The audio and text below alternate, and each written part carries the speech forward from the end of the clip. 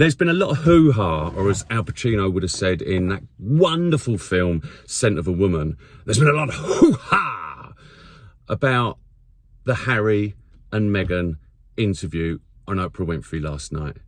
Now, I just want to say, if you strip it all away, if you take away all the business about they're doing it for the money, they're doing these Netflix deals and they're on Oprah to further their wealth and their new life out in LA, and if you're on the side of the royals, the monarchy, the institution, or the side of Harry and Meghan, it doesn't matter. If you take all of that away and just focus on that one moment where Meghan talked up and spoke out about her mental health struggles, and particularly the fact that she did have suicidal thoughts. That moment, that part of the conversation was so important. It's important for a number of reasons. It's important because it shows that those sorts of thoughts and that sort of state that people can get to, and it's a journey. People don't suddenly get to having suicide ideation and suicidal thoughts. It starts weeks, maybe months, maybe years before, and it's the final sort of last it's the last stage in what is a very frightening and very lonely place. And Meghan obviously found herself there, and she had the bravery to speak about it to Oprah last night. And I give her so much credit for that, and I'd like to thank her because what it's done is it's shown us that mental health affects everyone and anyone, and it doesn't matter your social standing. It doesn't matter about how much money you've got. It can affect everyone and anyone. And from the outside, people might think, well, she had all that money, she was living in a palace, marrying a prince. What has she got to be worried about or suicidal about? It doesn't matter. If those things are going on for you, it doesn't discriminate. Depression, mental health issues does not discriminate. It can and does affect everyone. And as I've gone on and advocated for years and years and years, it's not 1 in 4, it's 1 in 1. This mental health, this mental fitness can affect all of us, and does at some point. We all have a brain, like we all have a heart and lungs and legs and arms. Our heart and lungs and the fitness of our body and the muscles in our body from a physical standpoint can be in good shape or not so good shape. And it just depends where you are on that spectrum of physical fitness as to how well you physically are. It's the same with your brain. So it just depends where you are on the spectrum of your mental fitness. And there's loads of things that you can do to improve your mental fitness, aside from take medication, natural, easy to do practices that I talk about on my Facebook page. It's all there if you want. It's free, and on my YouTube page. But the great thing is that Meghan spoke up and spoke out about it.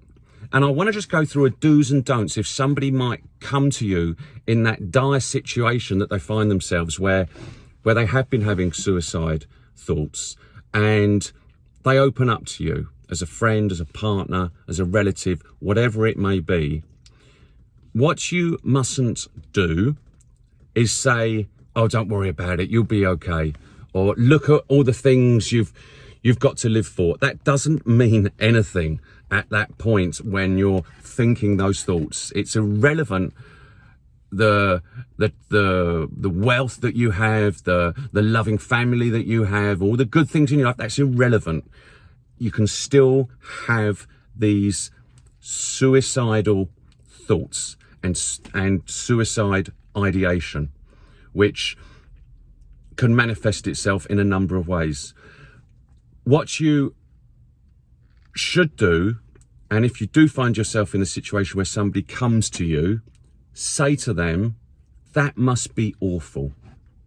Say to them, I will be here for you for the long term. If you ever need me, I'm here. What I would suggest is, don't try, and you can empathize and you can be compassionate, but you can't put yourself in their shoes.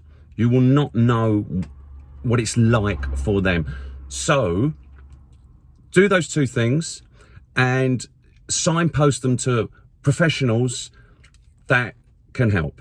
Now, there's a great suicide prevention company down in the south called Grassroots. There's the big ones, obviously, like Mind, Rethink Mental Illness, and the Samaritans.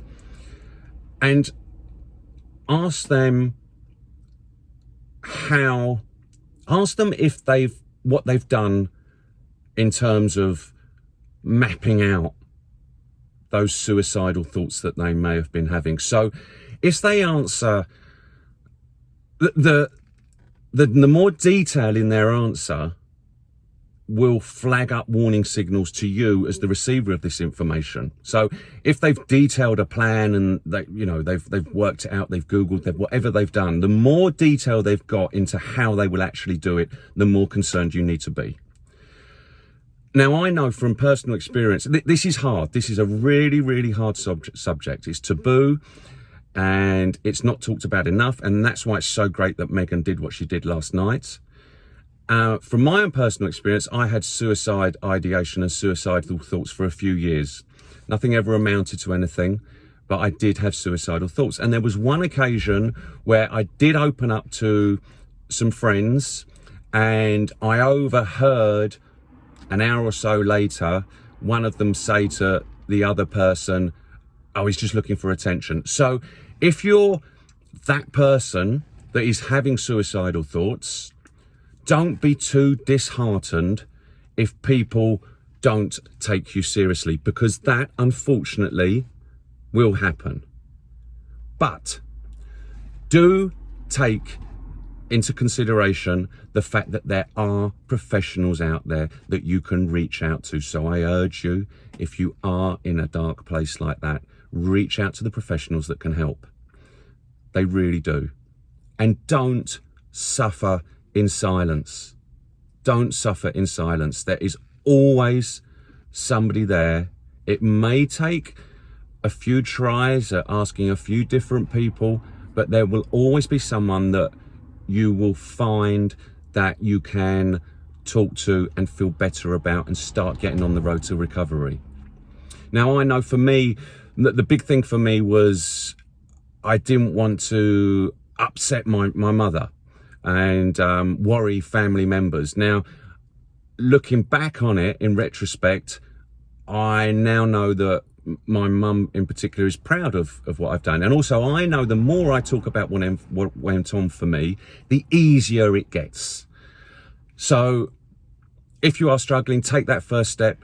If you are a friend or a partner or a relative that happens to be that person that receives that information from somebody, don't tell them it's going to be fine, it's going to be all right and they've got everything to live for. It doesn't mean anything to them. Do say you understand, it must be awful, and that you'll be there for them. Anyway, that's a few little tips. If you've got any comments or anything that you think or want to air about last night's Meghan and Harry interview with Oprah, do let me know. And be well, stay safe, keep on keeping on. Bye for now.